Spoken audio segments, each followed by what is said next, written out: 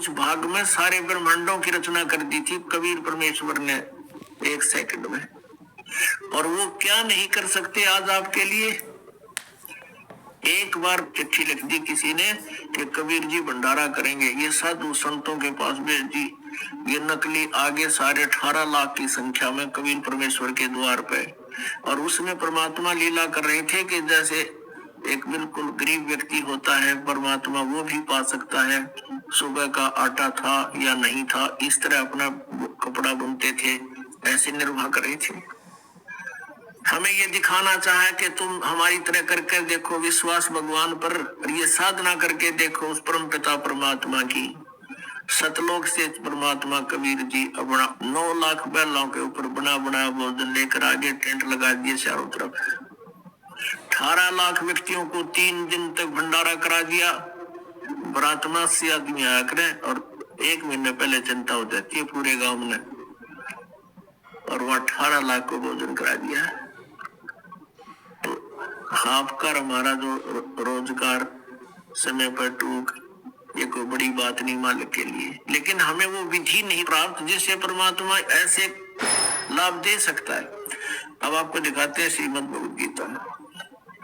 ये श्रीमद् भगवत गीता गीता प्रेस गोरखपुर से प्रकाशित है। जयदयाल गोविंद का इसके अनुवादक है। और देखिएगा अध्याय नंबर 16 का और श्लोक नंबर 23। अध्याय नंबर 16 श्लोक नंबर 23। जो पुरुष, जो व्यक्ति शास्त्र विधि को त्याग कर अपनी इच्छा से मनमाना आचरण करता है, वह न सिद्धि को प्राप्त होता है, न परम गति को और न सुख को ही। 24 में क्लियर कर दिया। अध्याय नंबर 16 का श्लोक 23। इससे तेरे लिए कर्तव्य और अकर्तव्य की व्यवस्था में शास्त्र ही प्रमाण है। ऐसे जानकर तू शास्त्र विधि से नियत कर्म ही करने योग्य है। अब परमात्मा ने कहा कि आप श्री सतगुण विष्णु जी और तमगुण शिव जी की पूजा करते हो। गीता जी में इन तीनों गुणों की, रजगुण ब्रह्मा, सतगुण विष्णु, तमगुण शिव जी की पूजा करने वालों को मूर्ख कहा है। अब लाला जी था, कितने क्या दिखाऊं, देखो। अब परमात्मा ने कहा डट तेरे तन्ना ना देखना और मैं दिखाऊंगा। ये देखिएगा श्रीमद् भगवत गीता अध्याय नंबर 7 को आपके रूबरू कराते हैं इस पवित्र सदग्रंथ का। ये देखिएगा अथ सप्तमो अध्याय 7वां अध्याय। इसमें पहले मंत्र में आप देखिएगा,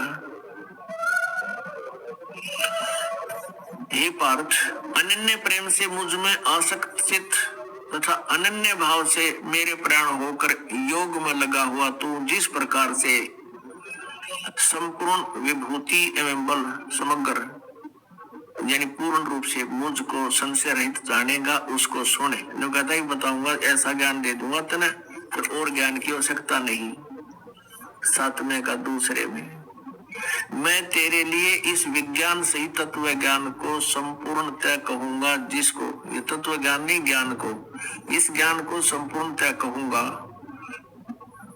जिसको जानकर संसार में फिर कुछ भी जानने योग्य शेष नहीं रह जाता। अब पुनः तो देखिएगा अध्याय नंबर 7 का और श्लोक नंबर 12। और भी जो सतगुण से उत्पन्न होने वाले भाव हैं, जो रजगुण से, सतगुण विष्णु जी, रजगुण ब्रह्मा जी से और तमगुण शिव जी से उत्पन्न होने वाले भाव है, उन सबको तो मुझसे ही होने वाले हैं ऐसा जान, परंतु वास्तव में उनमें मैं और वे मुझ में नहीं। अब ये क्लियर करना पड़ेगा, रजगुण ब्रह्मा जी है और सतगुण विष्णु जी और तमगुण शिव जी। ये देखिएगा शिव पुराण गीता प्रेस गोरखपुर से प्रकाशित है। ये देखिएगा शिव पुराण गीता प्रेस गोरखपुर से प्रकाशित है। संपादक हनुमान प्रसाद पोदार चमनलाल गोस्वामी। गीता प्रेस गोरखपुर से मुद्रित है और प्रकाशित है। इसके अध्याय नंबर 9 के अंदर 110 पृष्ठ पर आपको दिखाते हैं। रुद्र संहिता शिव पुराण पृष्ठ 110 पे 9वें अध्याय के लास्ट में सारा वर्णन करके यहाँ क्लियर कर दिया कि इस प्रकार ब्रह्मा, विष्णु और रुद्र इन 3 देवताओं में गुण है, परंतु शिव गुणातीत माने गए हैं। रजगुण ब्रह्मा है, सतगुण विष्णु, तमगुण शिव जी, ये तीनों देवताओं में गुण है और ये काल गीता ज्ञानदाता इनसे न्यारा है। अब देखिएगा, अब आप जी ने ये श्री शिव पुराण में देखा, थोड़े थोड़े हिंट दे रहा है ये दास, जो आपको बहुत आसानी से समझ में आ जाएंगे। अब देखिएगा श्रीमद् देवी भागवत, जिसमें संस्कृत भी साथ है। श्रीमद् देवी भागवत हिंदी टीका सहित भाग 1, और ये कहां से प्रकाशित है? अथ श्रीमद् देवी भागवत सभाष्टिकम सहमातम, खेमरा श्री कृष्ण दास प्रकाशन, बम्बई 4। इसके तीसरे सकंद पर हम आते हैं। अथ श्रीमद् देवी भागवते भाषा टीका युक्ते तृतीय सकंद है प्रारंभते। तीसरा सकंद में हम आपको दिखाते हैं प्रश्न नंबर 11 पर। ये देखिए प्रश्न नंबर 11 पर, और भाषा टीका युक्त तृतीय सकंद 5वां अध्याय, इसका 8वां मंत्र। अब भगवान शंकर कह रहे हैं, माता यदि हमारे ऊपर, दुर्गा को कह रहे अपनी माता को शंकर भगवान, हे माता यदि हमारे ऊपर सदा आप दया युक्त हो तो हमको तमोगुण में किस प्रकार प्रदान किया है? ब्रह्मा रजोगुण और हरि सतगुण युक्त क्यों किए हैं? अब ये तो पढ़ी आपने हिंदी, अब संस्कृत और पढ़ लेंगे क्योंकि देवनागरी लिपि है। यही 7वां श्लोक समाप्त हुआ, 8वां प्रारंभ था। यदि दया धर्मना न सदाम्बिके कथम अहम विहित है। मैं यदि दया धर्मना, यदि आप हमारे ऊपर दया युक्त हैं, शंकर जी कह रहे हैं, तो कथम अहम विहित है, मैं क्यों बना दिया तमोगुण है। और कमल से उत्पन्न होने वाले ब्रह्मा जी को आपने रजोगुण क्यों बना दिया? कमल रजोगुण संभव सुविधा है क्यों? और क्यों सतोगुण हरि और विष्णु को आपने सतोगुण को बना दिया? इति सिद्धम रजगुण ब्रह्मा, सतगुण विष्णु, तमगुण शिव जी। एक और प्रमाण दिखाते हैं मार्कंडेय पुराण में। मार्कंडेय पुराण गीता प्रेस गोरखपुर से प्रकाशित है।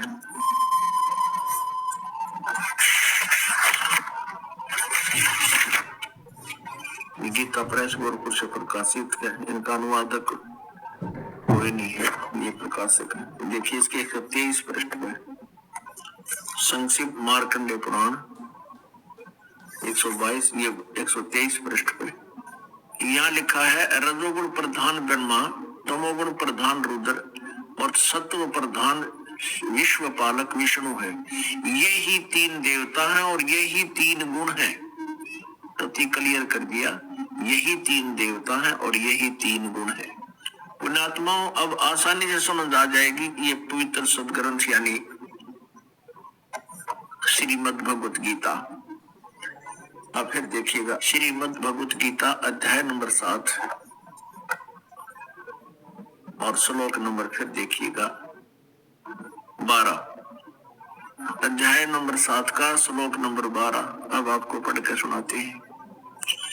और भी जो सतगुण से उत्पन्न होने वाले भाव, सतगुण माने विष्णु जी से सतीथी, और भाव है दो, रजगुण ब्रह्मा जी से और तमगुण शिव जी से। क्लियर हो गया कि रजगुण ब्रह्मा जी हैं, सतगुण विष्णु जी हैं और तमगुण शिव जी। इनसे जो कुछ भी हो रहा है, सृष्टि, सतीथी और संहार, उन सब को मुझसे ही होने वाले हैं ऐसा जान। क्योंकि ये काल को 1 लाख मानव शरीरधारी प्राणी खाने का श्राप लगा हुआ है। इसका निमित्त यही है। और ये कहता है परंतु वास्तव में उनमें मैं और वे मुझ में नहीं है। ये ब्रह्मा विष्णु महेश से न्यारा है, अलग है, चौथा इनका पिता है। अब 13 में स्पष्ट कर दिया, गुणों के कार्य रूप सात्विक, राजस और तामस, इन तीनों प्रकार के भावों से यह सारा संसार प्राणी समुदाय मोहित हो रहा है। इन तीनों गुणों से परे, रजगुण ब्रह्मा, सतगुण विष्णु, तमगुण शिव जी से परे मुझ अविनाशी को नहीं जानता।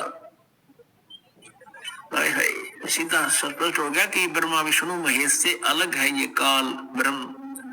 अब 14वें में कहा 7वें अध्याय के में गीता जी में, क्योंकि यह अलौकिक अर्थात अति अद्भुत त्रिगुणमयी मेरी माया, रजगुण ब्रह्मा, सतगुण विष्णु, तमगुण शिव जी के द्वारा फैलाया गया ये जाल, ये रचना बड़ी दुष्टर है, बड़ी खतरनाक है, खराब है, व्यर्थ है। जो पुरुष केवल मुझको निरंतर भजते हैं वे इस माया को उल्लंघन कर जाते हैं, यानी तो ऊपर उठ जाते हैं। ब्रह्मा विष्णु महेश से अधिक ब्रह्म की साधना से लाभ मिलता है।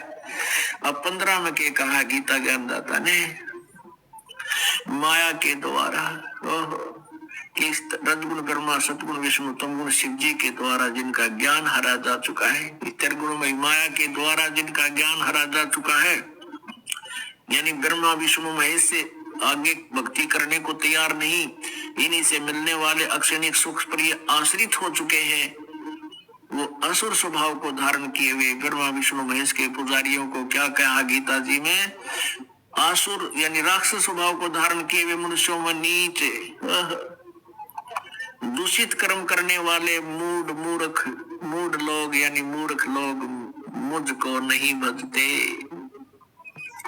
अपने आत्मा जिसको परमात्मा चाहिए, अब ज्ञान इतना स्पष्ट हो चुका है कि अब वो चूक नहीं सकता। अब धर्मदास जी बहुत ध्यान से सुन रहे हैं और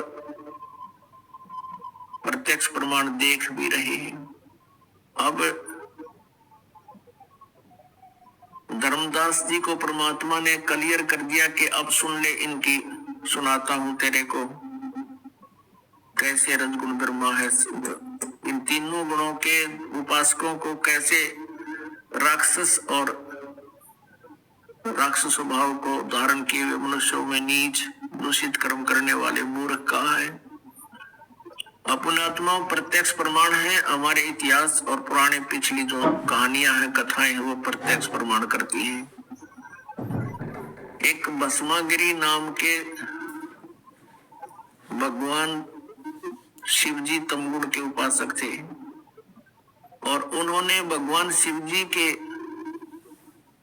द्वार के सामने, गेट के सामने सिर आसन पर 12 वर्ष तक तप किया।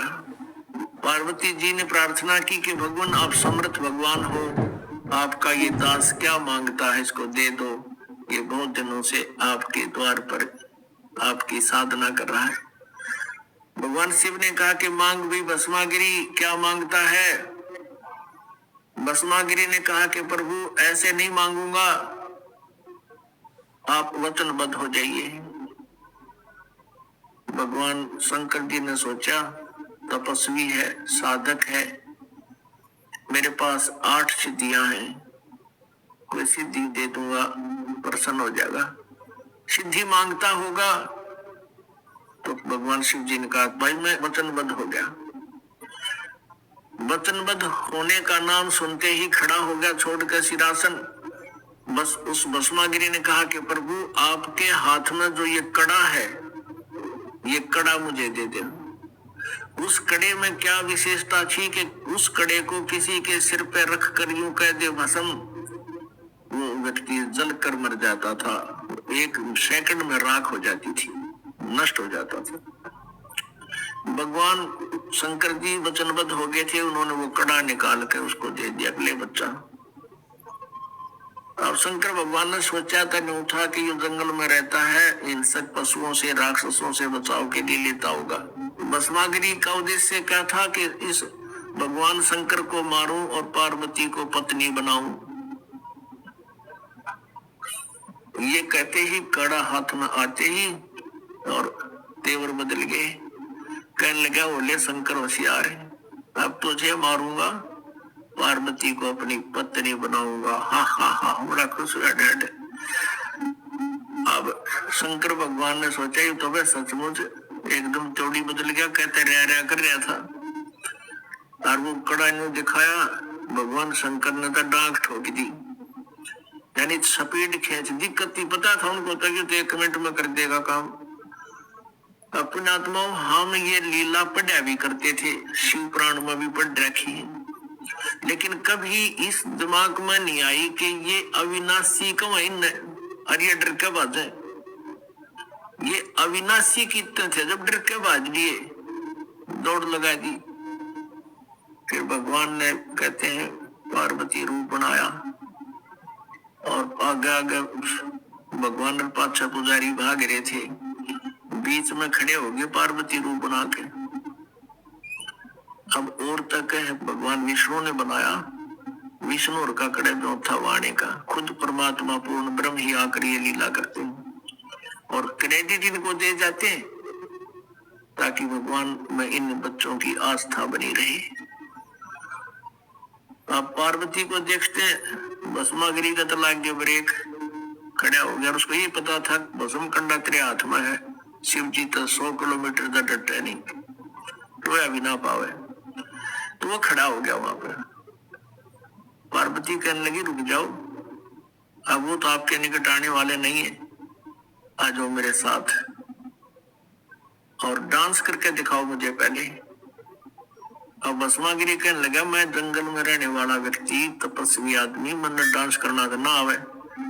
तो पार्वती रूप में भगवान बोले आजा मैं सिखाऊं तेरे थे, इस पैर ने आगे कर, इस पैर ने पाछा कर, इस हाथ में ऐसे कर, इसमें नौकर करा कर वो ऊपर ले आई कि इस नोर कर ऊपर और कर। वो भस्म कड़े वाला जो शर्पा दिया ना, जब कह दिया भस्म, वो भस्मागिरी मर गया। उस कड़े को लेकर वो भगवान फिर प्रकट हो गए अपने विष्णु रूप में उस शंकर जी के सामने और कहा भोलेनाथ डट जा। शंकर भगवान डट जा, रुक जाओ। भगवान शंकर बोला बाजले आजा मेरे पाछो पाछो, मर गया। क्या बात होगी कि भस्मागिरी नाम के दुष्ट ने मेरे से तप करके भस्म कड़ा मांग लिया और मेरे पीछे भाज रहा है। तो भगवान ने कहा कि उसको तो मैंने मार दिया, तू शांति रख, देख यू कड़ा में दे रहा, जो कड़ा देख के जब शांति हुई सचमुच कड़ा तो वही है। अपना आत्माओं उस दुष्ट भस्मागिरी की, अब उस तमगुण शिव जी के पुजारी की सोच इस गीता जी से मेल खा रही है। अपनी माता को गुरु की पत्नी माता के तुल्य होती है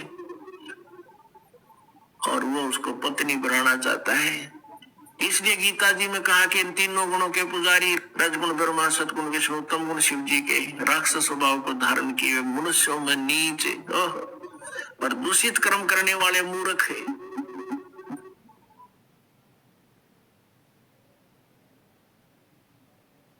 की भक्ति करी थी और ऐसी भक्ति करी थी और अन्य पुजारी शिव जी के साथ जन्म नहीं कर सकते, यहाँ से तलवार मार कर और उनके चरणों में समर्पित कर दिया था। और उस साधना से क्या मिला, उसने जैसा किया था वैसा ही वर्क दंड मिल गया, ना मोक्ष हुआ, दुर्गति से मृत्यु हुई, राक्षस कवाया और कुत्ते वाली मौत मिला, सारा कुंभा गाड़ी करवा दी। अब ब्रह्मा जी की साधना की थी, रजगुण ब्रह्मा जी की, हिरण्यकशिपु ने, हिरण्यकशिपु अपने पुत्र का शत्रु हो गया, राक्षस कहलाया और उसकी मौत से आप परिचित हो किस प्रकार उसकी मृत्यु हुई। विष्णु जी के उपासक हैं ये वैष्णव संत। एक बार कुंभ के पर्व का हर की पैड़ियों पर संयोग हो गया हरिद्वार में। ये सभी गिरी, पुरी, नाथ, ओगड़, नागा, ये सभी तमगुण शिव जी के पुजारी हैं और वैष्णु साधा विष्णु जी के पुजारी हैं। वैष्णु जो संत हैं साधक, ये सतगुण विष्णु जी के पुजारी हैं।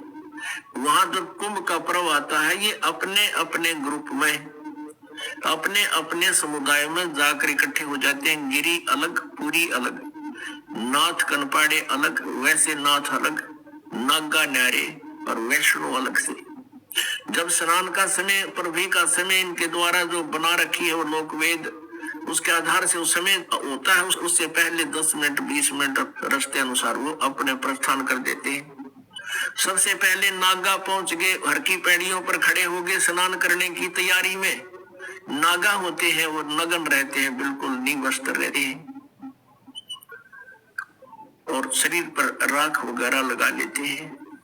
वैष्णव साधु विष्णु जी के उपासक पीछे से वैष्णव ग्रुप चला गया। वैष्णव साधुओं ने कहा नागाओं से कि नागाओं हम पहले स्नान करेंगे, तुम मत स्नान करना, हम सर्वश्रेष्ठ हैं, हम सतगुरु विष्णु जी के उपासक हैं।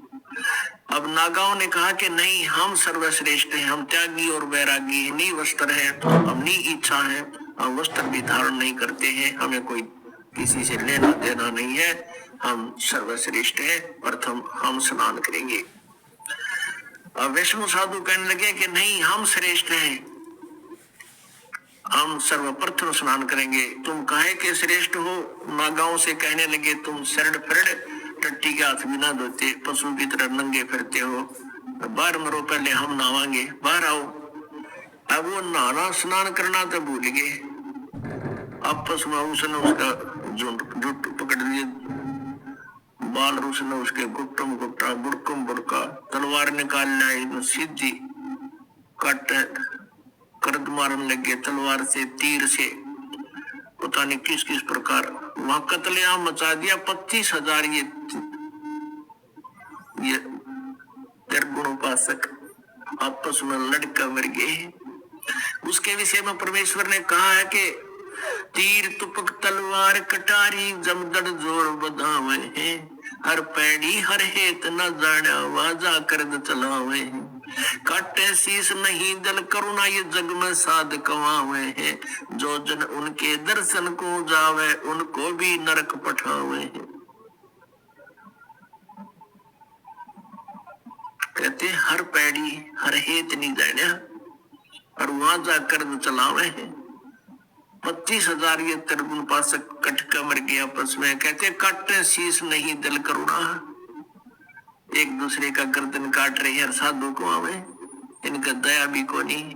तो वही गीता जी बता रही है कि त्रिगुण में माया के द्वारा यानी रघुगुण ब्रह्मा सतगुण विष्णु तम गुण शिव जी से मिलने वाले इस अस्थायी लाभ सिद्धि साधियों में ये अपना जीवन विनाश करने वाले राक्षस स्वभाव को धारण करने किए हुए मनुष्यों में नीच और दूषित कर्म करने वाले मूर्ख मेरी साधना भी ना करते। अब धर्मदास जी ये बात सुन रहा है और कति हृदय में गड़ रही है कि बात तो सारी सच्ची कहे महात्मा जी, लेकिन ये अभिमान, ये अभिमान और पुराना ये रंग हजारों वर्षों का हमारा चढ़ा हुआ। अब परमात्मा कहते हैं गुरुआ गाम बिगाड़े संतो गुरुआ गाम बिगाड़े, ऐसे कर्म जीव का लाजिए ईव जड़े नहीं जाड़े।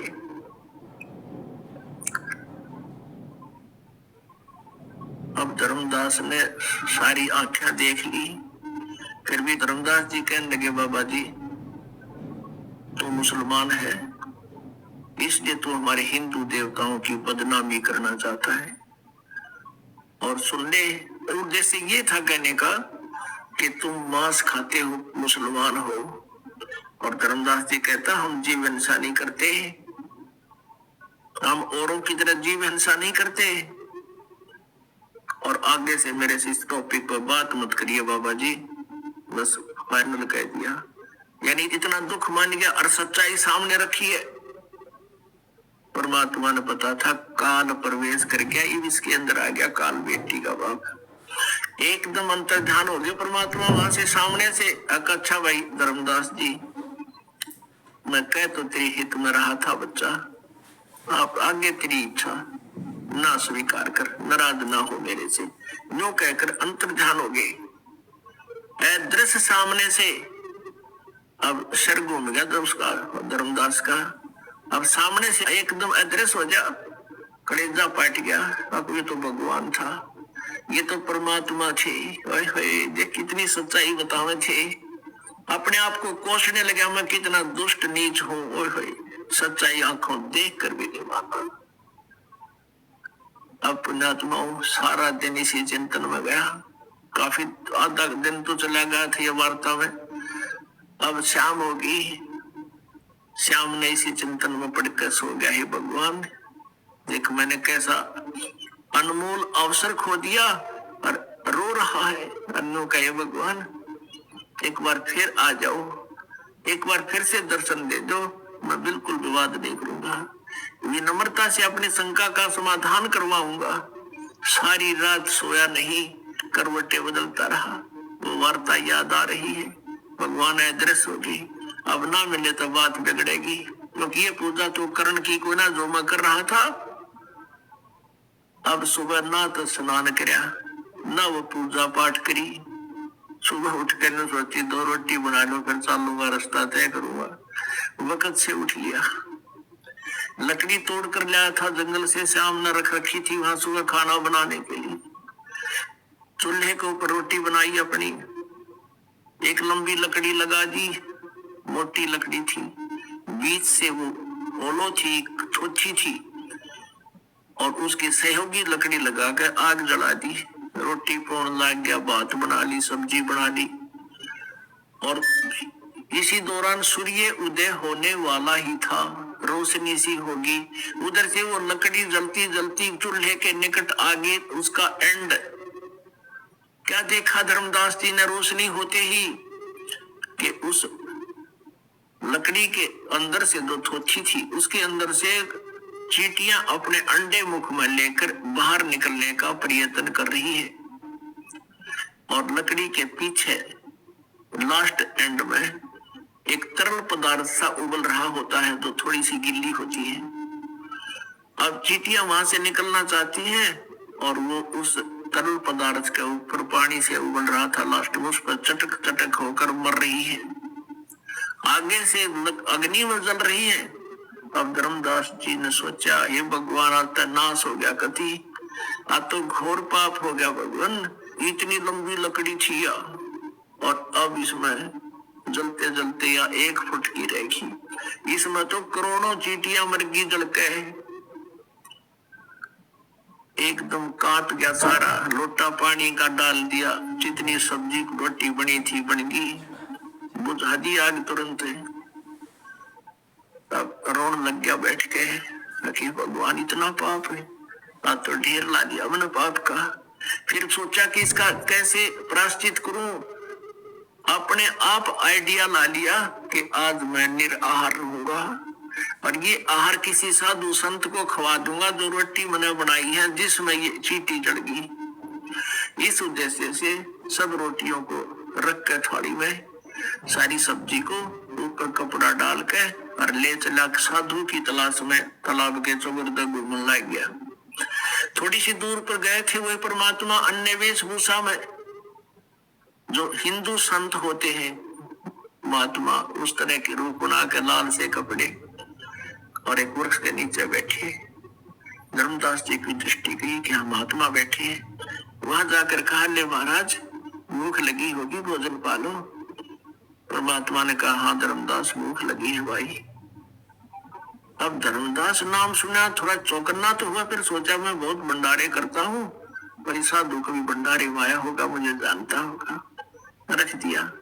परमात्मा एक लोटे में जल लिए हुए थे अपना, उस जल को उठाया, एक मंत्र बुदबुदाया और जल पूरी थाली पर, रोटियों पर, सब्जी पर छिड़क दिया, छींटे ला दिए। उसी समय सभी रोटी की और सब्जी की चींटी बन गई, और सारी थाली काली होगी, चींटी मुंह मंडे ले रही, और पूरी थाली भर गई, निकलो बाहर गुच्छे के गुच्छे। और फिर परमात्मा उसी रूप में आगे जिंदा बड़े महात्मा में, जिसमें पहले दिन वार्ता हुई थी, और कहा, धर्मदास तेरे जैसा पापी इस पृथ्वी पर नहीं। तू क्या कह रहा था, जीव इंसान नहीं करते हम, तू मुझे सुनाना चाहता था। देख के शरणा में पड़ गया, नाक रगड़ दिया, हे परमात्मा मैंने माफ कर दो। हे प्रभु मुझे सारी रात नींद नहीं आई, मैं पापी आत्मा दुष्ट हूँ, मैंने आंखों देखकर भी आपकी बात को नहीं माना परमात्मा, मैंने तो आपको एक सिंपल मैन समझा था। हे प्रभु मुझे ये ज्ञान और बता दो। तो परमात्मा ने उसको आगे सारी कहानी बताई, वो आपको मैं कल बताऊंगा। बोलो सतगुरुदेव की जय।